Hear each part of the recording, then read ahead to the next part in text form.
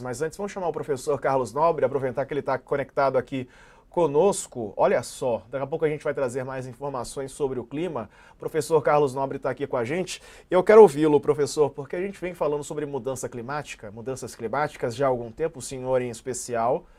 Mas o senhor acreditava que vinha nessa velocidade? Fomos surpreendidos pela velocidade dessas mudanças que se apresentam. Qual que é a avaliação que o senhor faz? Boa noite. Boa noite a todos. Olha, não há a menor dúvida que nós não previmos a ciência climática de todo mundo. Lá no começo de 2023, prevíamos que o fenômeno El Niño, que estava muito bem previsto, um El Niño forte, foi o terceiro El Niño mais forte do registro histórico, a temperatura do planeta em 2022 estava 1,2 graus mais quente, ela chegaria a 1,3 graus. E, de repente, explodiu. Ela chegou a 1,5 graus. Nós estamos há 14 meses, de junho do ano passado até agosto desse ano, acima de 1,5 graus. Agosto já foi o mês mais quente, e todos esses meses, nós temos que ir, no último período interglacial, 120 mil anos atrás, para ter essa temperatura. E o que aconteceu? Quando a temperatura ficou aí 14 meses com essa temperatura alta, principalmente a maior parte da temperatura alta dos oceanos, bateu todos os recordes, os eventos climáticos extremos, eles cresceram, mas não cresceram devagarzinho ou de uma forma linear, eles cresceram exponencialmente. A ciência já sabia, se a temperatura atingisse 1,5 graus, ondas de calor, secas, chuvas intensas, incêndios florestais cresceriam de uma forma exponencial. Isso que está acontecendo no mundo inteiro, no Brasil também, mas talvez uma grande diferença, muito triste para o Brasil, é que diferente, por exemplo, do verão do hemisfério norte do ano passado, teve o maior incêndio da história do Canadá. Mas ali foi um incêndio que estava uma seca também histórica, aquilo foi um incêndio natural, foram descargas elétricas que causaram esses grandes incêndios. Aqui no Brasil, todos esses incêndios, um percentual muito minúsculo é descarga elétrica, todos são incêndios que o primeiro foco ali, alguém vai e bota fogo. Praticamente todos, no estado de São Paulo foram todos, no Pantanal, na Amazônia, no Cerrado, 97%. Então, e nas últimas semanas, 100%, não teve nenhuma Professor, descarga elétrica. Sim. eu ia te perguntar porque eu vi um relato do senhor que falou que ficou apavorado. É mais ou menos esse o sentimento mesmo, né? Para mim, por exemplo, eu que sou leigo, né? Mas para o senhor também, que é um especialista na área, é mais ou menos por aí. A gente deve ficar como diante desse cenário? Olha, por que eu disse que eu fiquei apavorado? Porque, vamos dizer assim, o Acordo de Paris e as COPs, eles fizeram lá os planos de reduzir as emissões dos gases de efeito estufa, todas as emissões, 70% das emissões da queima de combustíveis fósseis. Assim, 43% de redução até 2030, o que já é um enorme desafio, as emissões continuaram a aumentar, 2022, 2023, continuam a aumentar em 2024, mas assim, vamos supor que a gente conseguisse. E depois zerar as emissões líquidas até 2050, isso para não passar de 1,5 graus lá em cima, em 2050. Puxa vida, imagina se o ano que vem, 2025, continua 1,5 graus. Aí, 3 anos com 1,5 graus, pode ser que não tenha mais volta, que não tenha volta. E com 1,5 graus, veja aquilo que eu comentei, todos esses eventos extremos explodindo. E aí, por que eu falei, estou apavorado? Estou apavorado que, com as metas do Acordo de Paris, a gente passaria de 2 graus em 2050, pode até chegar em 2,5 graus. Aí eu fiquei apavorado, porque 2,5 graus, nós vamos criar um clima, uma mudança climática, uma emergência climática nunca vista. Por quê? Com 2,5 graus, todos esses eventos vão aumentar muito exponencialmente, mas o mais preocupante é que também os pontos de não retorno, que a gente chama, né? Tem mais de 20 pontos de não retorno. Eu vou só mencionar aqui 3 para vocês. Passou de 2 graus, levaria à extinção de todos os recifes de corais do mundo. Passou de 2 graus, chegou a 2,5 graus, nós vamos perder quase toda a Amazônia, pelo menos 50% até 70%. passou de 2 graus, chegou a 2,5 graus, nós vamos derreter uma grande quantidade do solo congelado da Sibéria, Canadá e Alasca, chamado permafrost. Vamos jogar uma gigantesca quantidade de gases de efeito estufa que estão lá. Então, é só para dizer, isso aí não podemos, em hipótese nenhuma, aceitar passar de 2 graus, chegar a 2,5 graus, e, portanto, por que eu falei que eu estou apavorado? Porque as metas de redução das emissões têm que ser muito mais rigorosas, abrangentes, não pode esperar até 2050. Essa foi a razão que eu mostrei a minha preocupação. Muito bom. Eu quero trazer Professor, também uma informação. eu queria saber do senhor... Eita, que todo mundo falou junto agora. Quem vai? Quem pega? Eu queria saber do senhor o seguinte. Agora, imediatamente, eu fico pensando o seguinte: tá essa queimada toda, essa seca enorme, tudo isso, estamos num evento extremo de seca, isso acaba e começa o período de chuvas, vão ser também chuvas extremas que a gente vai ter, acabando esse período de seca extrema. O Brasil vai vir aí um período de chuvas extremas, de enchentes, e etc. Olha, mesmo nos casos que a chuva anual diminuiu, grande parte, 80% do Brasil, nos últimos 40 anos, a chuva diminuiu.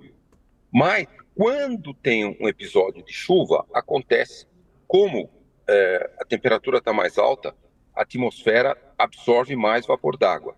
Então, quando você tem um fenômeno de chuva, que o ar está subindo e tem mais vapor d'água, então a tempestade, ela bate recordes. Por exemplo, em 2021, em Angra dos Reis, foi a maior chuva em 24 horas, 900 milímetros.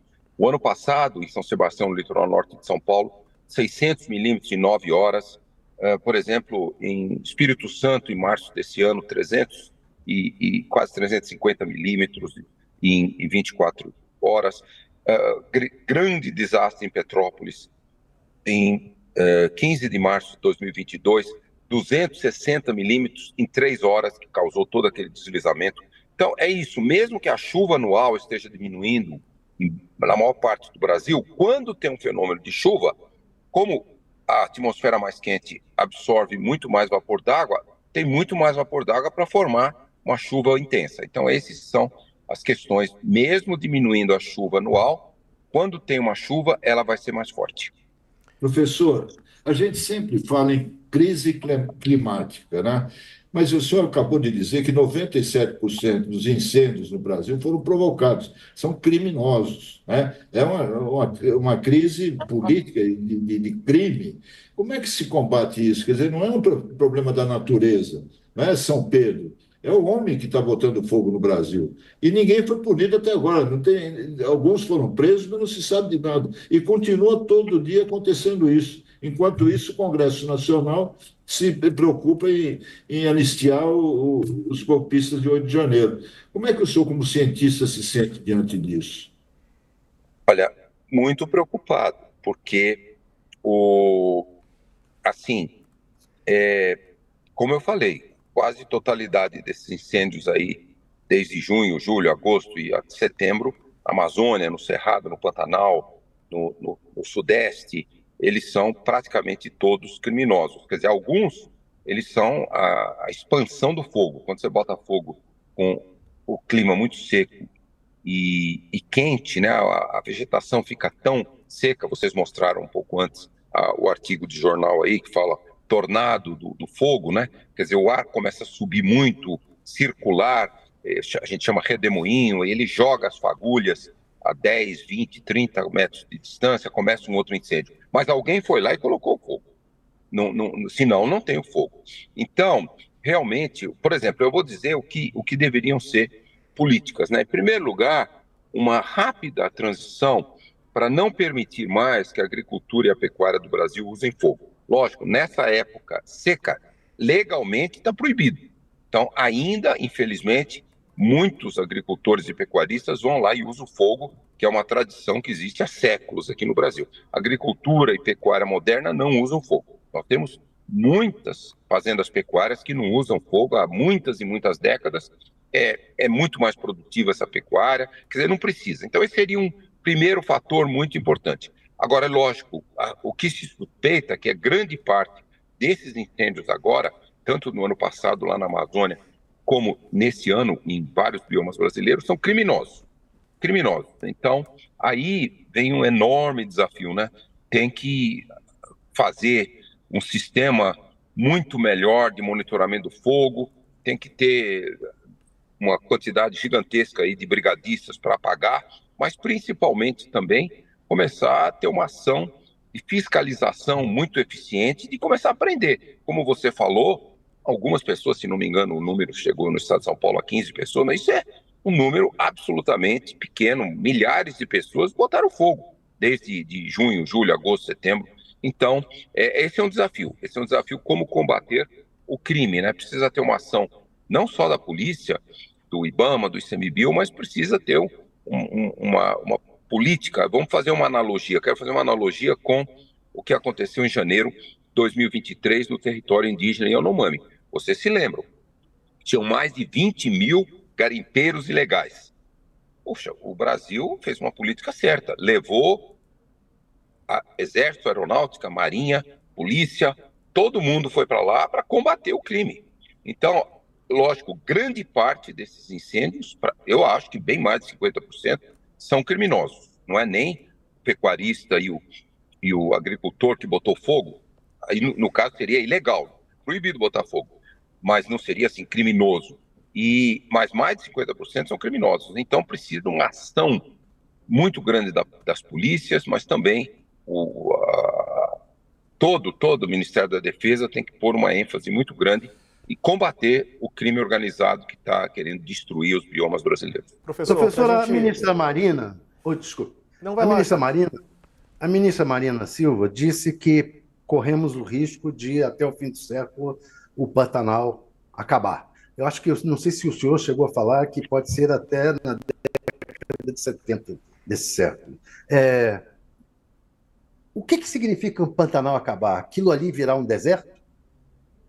Não necessariamente um deserto com nada de chuva, mas a quantidade de chuva, boa parte da água do Pantanal vem lá da bacia amazônica também e do Cerrado. Então, se nós passarmos de 2,5 graus, chegarmos 2,5 graus até 2050, nós vamos destruir a Amazônia. A Amazônia exporta uma gigantesca quantidade de vapor d'água sempre milhões e milhões de anos. Isso a gente chama rios voadores, que alimentam os sistemas de chuva do Cerrado, do Pantanal, até mesmo 15% do vapor d'água que chega no Sudeste, grande parte do vapor d'água lá que vai para o Sul, também Paraguai, Uruguai, centro-leste da Argentina, tudo isso são os rios voadores. Então, se você perder a Amazônia e perder toda essa vegetação, você diminui esse fluxo, você vai diminuir muito a chuva no Pantanal, no Cerrado. O Cerrado pode virar boa parte dele como a Caatinga. Então, a estação seca aumenta muito. Pronto, você diminuiu a chuva, já mais de 35% do Pantanal deixou de ser coberto por água nos últimos 40 anos. Então, essa tendência, se a gente continuar com o aquecimento global, a ministra Marina está certa. Nós vamos fazer e destruindo o Pantanal ano após ano, e realmente estudos indicam que lá, se continuar um grande aquecimento global, lá entre 2070 e 2100 não haverá mais Pantanal.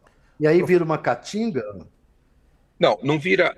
Sim, a chuva ali ela vai continuar e pode ser sim. O que os estudos mostram que grande parte do Cerrado e até do Pantanal eles podem virar um clima mais parecido com Caatinga. A gente olha assim, eu vou dar uns números para vocês. Quanto chove no Cerrado? Na faixa aí de 1,3 a 1,8 metros, 1.300 a 1.800 milímetros por ano. Lá na Caatinga é 800 milímetros por ano. Então, hoje, já 200 mil quilômetros da Caatinga, eles já foram para o oeste, ali, oeste da Bahia, Maranhão, Piauí, quer dizer, a Caatinga já começou a crescer. Se a gente continuar com o aquecimento global, boa parte do Cerrado, inclusive o Pantanal, pode virar, sim, um clima com menos de 800 milímetros de chuva por ano, e aí vai virar a vegetação da Caatinga. Então, isso pode acontecer, sim, se a gente continuar com grande aquecimento global. Professor, para a gente encerrar... Os países reagem de uma diferente à crise climática, né? Se o senhor pudesse escolher um lugar hoje no mundo para viver, para sobreviver ao apocalipse, que lugar o senhor se sentiria mais seguro hoje no mundo? Que país se preparou melhor para isso? Olha, tem países, vamos dizer assim, é bem interessante a sua pergunta, porque quando a gente olha alguns países lá da Ásia e algumas cidades europeias também, mas eles estão buscando na China, no Japão, Singapura, é a cidade que eles buscaram a chamada esponja urbana, né? É uma restauração florestal nas cidades, nas áreas periurbanas e perto da cidade. Com isso, você reduz muito os desastres climáticos. Singapura está ficando muito bom. Eles estão restaurando a vegetação e também eles plantam árvores até nas casas, no topo dos prédios, nas paredes dos prédios. E com isso você reduz bastante a temperatura. Por exemplo, São Paulo, a parte mais urbana de São Paulo, com muito asfalto, concreto, etc., ela chega a ser 6 a 10 graus e meio mais quente do que a Mata Atlântica aí perto de São Paulo, até o Parque Zoológico aí. Vários estudos da USP mostram isso. Então, quando você restaura a vegetação urbana, você baixa a temperatura, 4, 5 graus, você segura a água no solo, não deixa ela inundar, alagar, enxurradas, você remove 20 a 30% dos poluentes, mantém aquele microclima embaixo das árvores, muito melhor para a saúde. O que mais mata, eventos extremos que mais mata no mundo são as ondas de calor. Então, eu estou dando só um exemplo para você. Vários países aí, Singapura é o que está mais fazendo, mas inúmeras cidades na China estão fazendo também. Então, é isso. O Brasil tem condições de fazer isso também. Agora, se a gente perder mesmo tudo, se continuar aumentando as emissões, se por um acaso explodir a temperatura e chegar em 2100 a 4 graus, a temperatura global 4 graus mais quente, aí boa parte do planeta fica inabitável, grande parte do Brasil fica inabitável, toda a parte tropical, equatorial, até mesmo outras partes do Brasil, sudeste, no verão, seria inabitável. E aí fica aquela situação quase que inacreditável, né? No século 22, só haveria lugar habitável no planeta, no Ártico, na Antártica e no topo das montanhas, Alpes, Andes, Himalaia. Então veja o que nós podemos causar para esse planeta se nós não conseguirmos vencer esse desafio que é quase que zerar as emissões rapidamente.